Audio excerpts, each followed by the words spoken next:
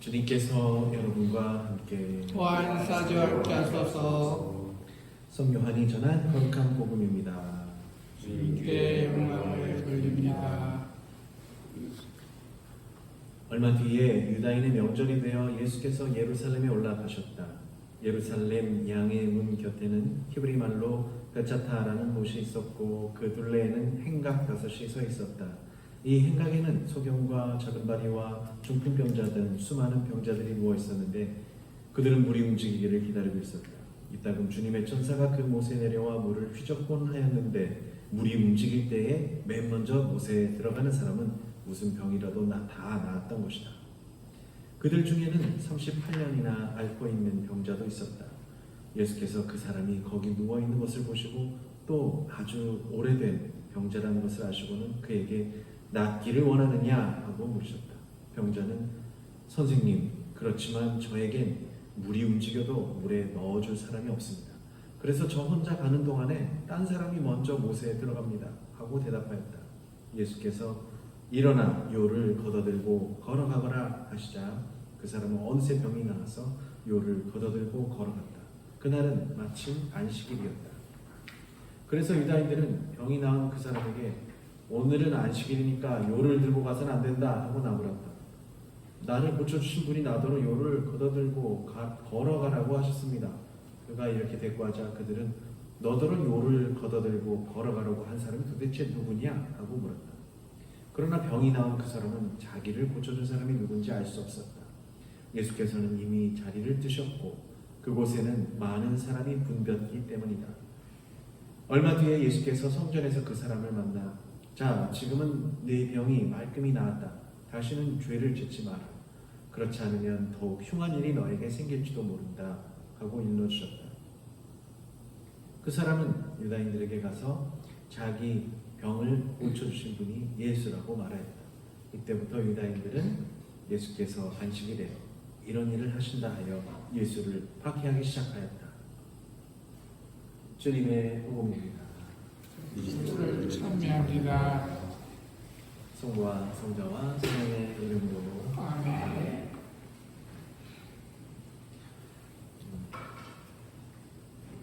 오늘은 요한복음 5장 시작을 들으셨습니다. 5장부터는 이제 본격적으로 유다인들하고 이제 마찰이 빚어지게 되는 상황이 계속 되는데요. 오늘 예수님께서 문제는 굳이 병자를 고쳐주시고 요를 들고 걸어가라 명령하신다는 점입니다. 과연 안식일에는 요를 들고 가면 안 되는 법이 있는지 저는 잘 모르겠습니다. 안식일에 관한 율법이라고 이제 모세오경에 나와 있는 아주 가장 기본적인 율법은요, 출애굽기하고 이제 신명기에 나오는데요.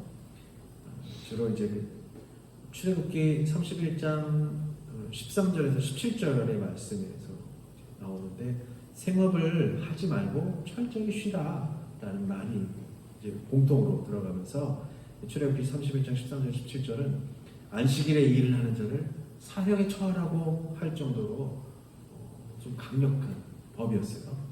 그런데 이제 신명기 5장 12절에서 15절 말씀에는요, 당사자뿐만 아니라 가족, 그리고 종, 그리고 가축, 그리고 그 집에 와 있는 식객 모두 쉬어야 한다고 이제 합니다. 이유는 이스라엘 백성들이 종살이를 했잖아요. 이집트 땅에서. 그때를 생각해서 쉬라. 주인이 쉬어야 사실 다른 모든 이들이 쉰다라는 이유였던 것 같습니다.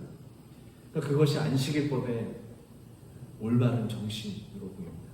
신명기 말씀이 훨씬 더 안식일법에 맞는 것 같습니다. 그 문제가 그럼 어떤 게 더 문제일까요? 주인은 쉬고 종은 일을 시킬 때가 더 문제죠.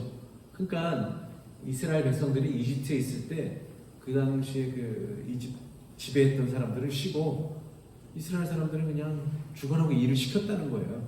그러니까 그런 걸 봐서는 안식일법이라는 것은 종들이 마음 놓고 쉬게 하라.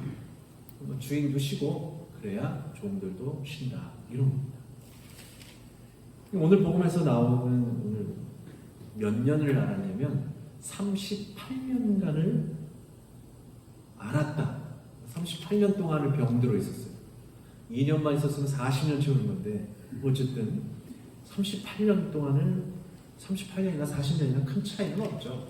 어쨌든 병자가 이 요를 들고 가라는 명령을 받았던 이 병자는 그냥 아무 생각 없이 요를 들고 가죠. 요를 들고 가니까 그러니까 유다인들 눈에 띈 건데요.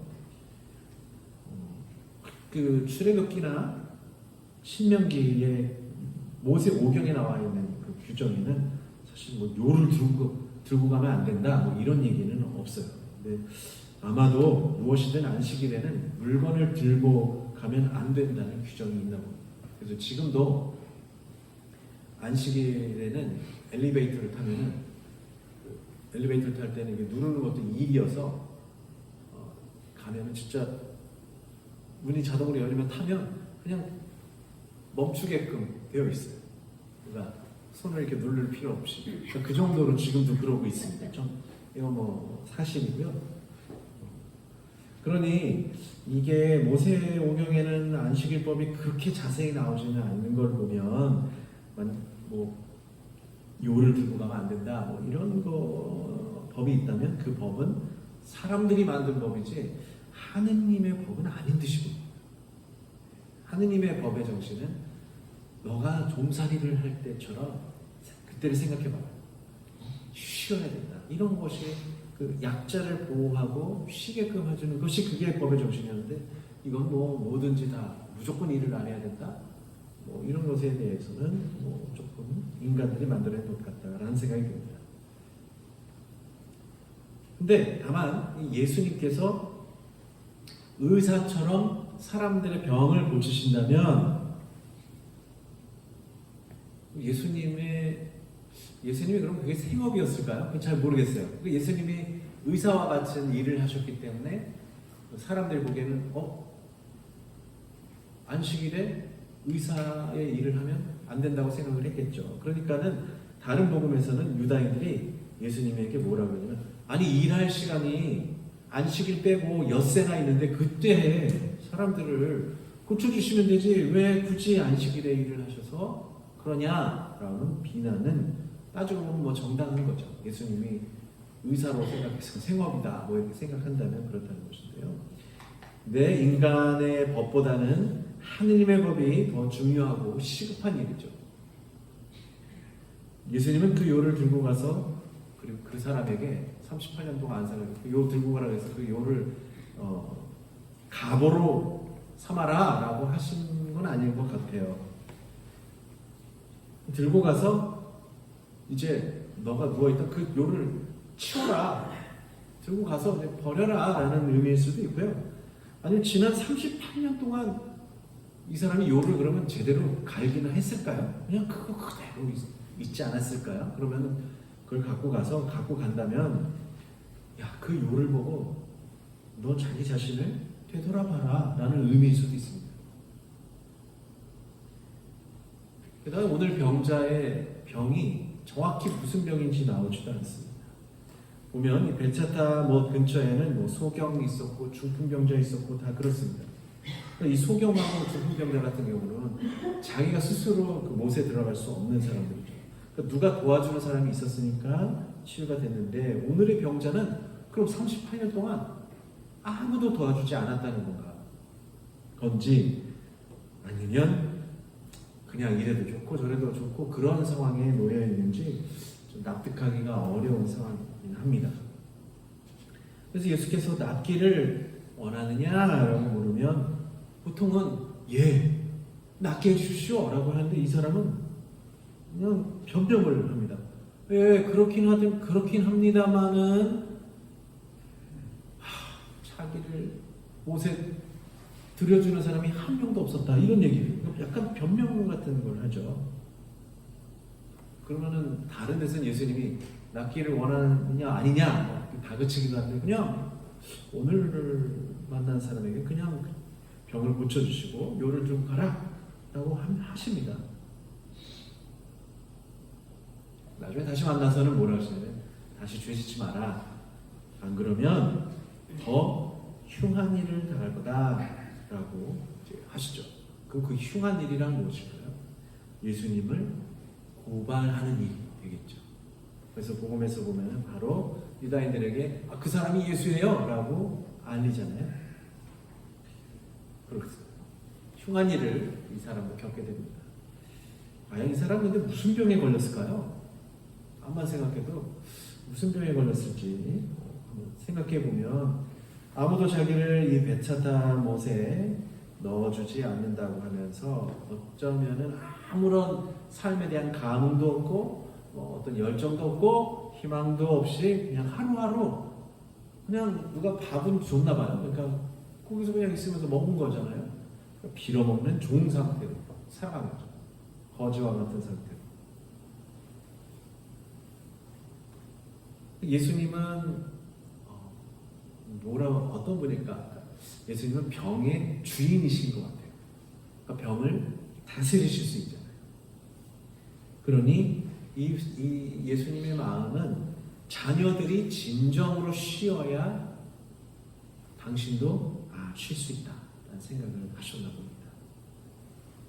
그래서 오늘의 병자가 어쨌든 병에 38년간 사로잡혀 있으니 진정한 의미의 안식일을 지낼 수 있도록 치유의 은총을 내려주시죠. 이렇게 무감동, 무의욕에 빠진 이 사람을 끄집어내려고 하신 겁니다. 그리고 요를 들고 가서 버려라. 버리라는 말은 없었지만 들고 가라는 얘기는 버려라라는 의미일 수도 있고요.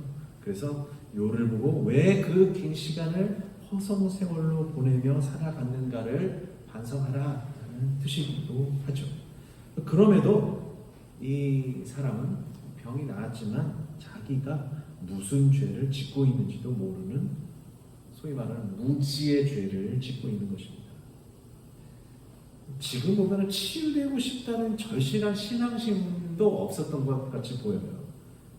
남의 도움만을 계속 바랐는데 남이 안 도와줬다고 생각을 하고 있고 그렇습니다. 그러니까 지금 내가 보니까 치유가 됐는데 38년 동안 누워만 있었잖아요.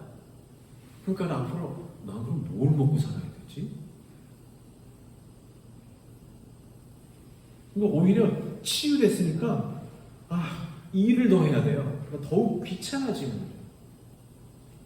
거예요. 차라리 그냥 거기서 누워있을 걸. 그냥 내가 요인지 요가 나인지 그런 생각에 예수께서 자기를 고쳐주셨으니까 오히려 골치 아픈 상황이 만들어졌다고 후회하고 있을지도 모릅니다. 그것이 사실 보면 어쩌면 죄죠. 그것이 죄입니다. 이런 죄를 계속 지으니까 예수님을 고발하는 더욱 흉한 일을 겪는데 결국은 예수님을 고발한다는 것은 하느님을 고발하는 죄이기도 하죠. 얼마나 더 흉한 일일까요? 그것이.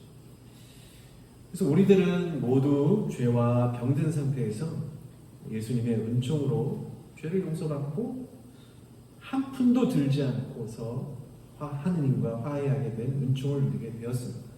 그럼에도 그것을 망각합니다. 그것이 무지와 망각이라는 죄의 노예 상태에 있게 된 것이고 자기가 깔고 누웠던 요에 집착하고 있고 그 요를 버리지도 못하고 있는 상태입니다. 예수님께서 진정 원하시는 바는 요를 버리는 것이고 요를 박차고 나가 하느님을 섬기는 일입니다. 저 병자는 육체가 문제가 아니라 정신이 문제였던 것이죠. 아무도 자기를 도와주지 않는다고 말하는 이는 반대로 아무 도움도 남들에게 받지 않겠다 마음먹은 사람들이고 또 아무 도움도 남에게 주지 않겠다 하는 사람이기도 합니다. 서로 돕고 도움을 받는 관계가 실상은 제일 건강한 관계죠. 사람과 사람 사이에. 예수님께서 우리를 거저 도우셨는데 그 도움을 부담스러워하고 그저 교회에 나와 할 일만 하면 된다, 예배만 보겠다 그러면 사실 반만 치유된 것이고요. 나머지는 어쩌면 안 좋은 일을 겪을 수도 있게 될 수도 있습니다. 요를 버리십시오.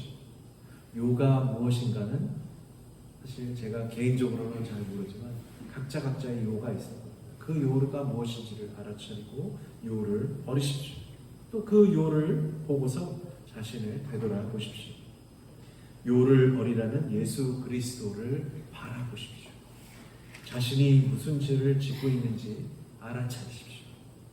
누군가 나를 치유해 준다면 정말 감사하십시오. 그리고 죄에 빠지지 않게 주님의 은총을 구하면서 기도하십시오. 38년간 누워서 잘 지냈으니까 앞으로도 그냥 그렇게 살아야지라고 하면서 악마에게 먹잇감이 되지 않게 하십시오. 누워서 세상을 보지 마시고 일어서서 주님께서 보여주시는 세상으로 나아가십시오. 지금 그대로 있어. 다른 이의 도움은 못 거야. 너만 편하게 지내. 이런 거짓된 말에 현혹되어 그 말에만 기울이지 마십시오. 요에 다시 눕고 싶은 유혹에서 벗어나시고 예수 그리스도를 따르십시오. 성부와 성자와 성령의 이름으로. 아멘.